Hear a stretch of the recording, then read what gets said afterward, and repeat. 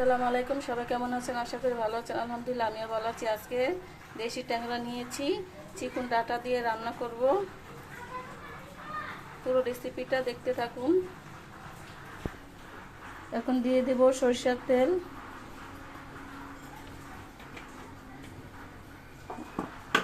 দিয়ে দেব কেটে রাখা পেঁয়াজ, কাঁচামরিচ,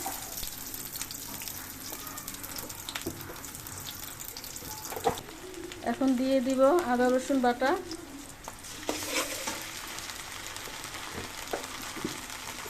দিয়ে দিব মরিচ গুঁড়ো,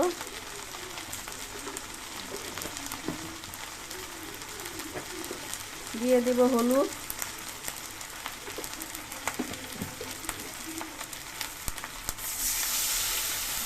লবণ দেব,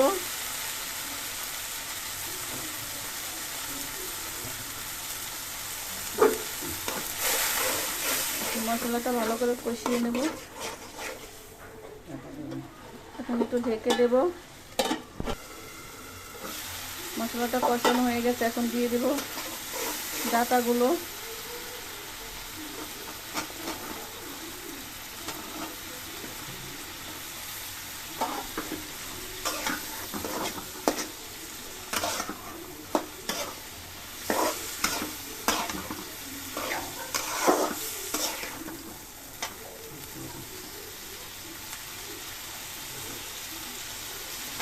এখন দিয়ে দিব মাছগুলো।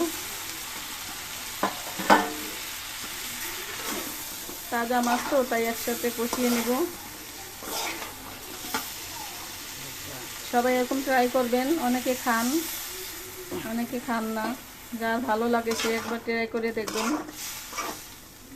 লাইক কমেন্ট শেয়ার করে দেবেন, সাবস্ক্রাইব করে দিবেন। এখন দেখুন তরকারি একটু লাড়া দেব, লাড়া দিয়ে একটু পানি দিয়ে দেব।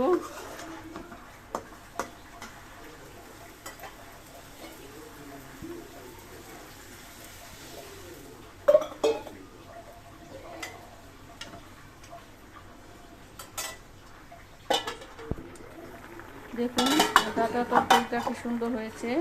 হালকা মশলা দিয়ে এরকম রান্না করে খেয়ে দেখবেন। এখন ধনেপাতা দিয়ে দিব।